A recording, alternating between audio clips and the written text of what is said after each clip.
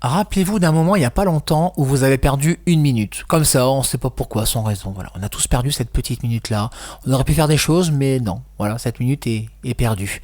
Mais Raphaël, lui, il a envie de vous raconter cette fois où il a perdu une minute de son temps. Il vous raconte dans sa chronique « Il était une voix ». C'est tous les mercredis matins, à 8h35. Une belle histoire que nous raconte donc Raphaël ce matin. Le jour où j'ai perdu une minute. Je me suis pas effondré. Je me suis pas énervé non plus. J'ai juste regardé ma montre, puis j'ai soufflé. Une minute de retard. 60 secondes qui n'étaient plus à moi. Évaporées dans l'air, comme un soupir qu'on retient. Je croyais avoir tout bien fait. Je m'étais lavé à l'heure, j'avais enfilé mes chaussettes sans trou, même le café n'avait pas débordé. Mais non, ce jour-là, j'ai raté mon bus. Et dans la seconde qui a suivi, j'ai senti monter cette vieille angoisse du contretemps, cette pression sourde, familière, comme un chef invisible qui souffle dans le cou. Allez, cours, bouge, dépêche-toi! Mais je l'ai pas fait. Je n'ai pas couru. Je n'ai pas pris un taxi, je n'ai même pas insulté le monde ni ma montre. Je me suis arrêté, juste là, sur le trottoir, les bras ballants, le souffle encore lent. Et je me suis dit, et si c'était pas grave?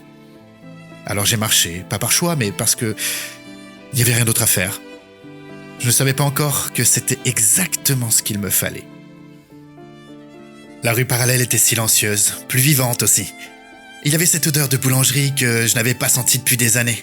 Un marchand de journaux qui sifflait une chanson que mon grand-père aimait tellement.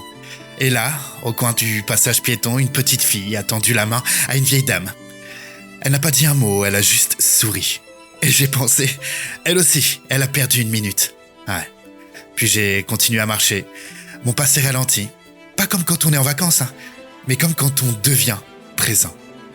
À force de courir partout, j'ai oublié à quoi ressemblait le monde autour de moi. Je voyais des visages, mais je ne les regardais plus. J'écoutais des voix, mais sans jamais les entendre. Et dans cette rue, ce matin-là, je me suis rappelé que le temps n'est pas toujours une course. Parfois, c'est un banc sur lequel on s'assoit juste pour respirer, juste pour être. Quand je suis arrivé au bureau, j'avais 12 minutes de retard. Et pour la première fois depuis longtemps, je n'ai pas cherché d'excuses. Je dis bonjour, avec un vrai sourire. Et je me suis mis à bosser. Pas plus vite, pas plus fort, mais mieux. Depuis ce jour-là, je perds volontairement du temps. Je perds 5 minutes à parler avec le boulanger. Je perds 3 minutes à observer les moineaux sur un fil. Je perds 10 minutes à écouter un ami me raconter des choses que je connais déjà, juste parce que lui, il a encore besoin de le dire.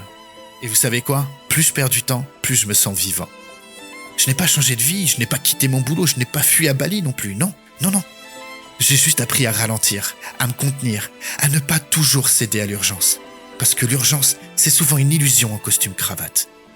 Le jour où j'ai perdu une minute, j'ai compris qu'il y avait des minutes qui se perdent.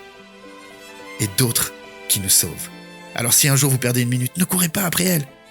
Laissez-la filer, regardez autour, respirez un peu plus doucement. Écoutez ce que vous avez cessé d'entendre. Peut-être que ce sera exactement le moment qu'il fallait vivre. Merci beaucoup Raphaël pour ce beau texte dans Il était une voix, retrouvé en podcast sur happinessradio.fr et les plateformes de streaming. Et puis Raphaël, on te retrouve aussi le dimanche matin entre 10h et midi dans Quoi de neuf dimanche avec Guillaume sur Happiness. À très bientôt, mercredi prochain en fait, pour un nouveau texte avec toi sur Happiness. On la retrouve aussi dans moins de 5 minutes. C'est Amélie qui sera là dans Quoi de neuf, l'agenda, et le mercredi, agenda ciné. Et oui, les films à découvrir. Aujourd'hui, dans vos salles de cinéma, de bien beaux films, œuvres à découvrir. On en reparle juste après. La playlist Happiness qui vous accompagne, votre playlist Classic and Hit, année 2000-2010, l'hit du moment. C'est un pur bonheur et c'est maintenant sur Happiness.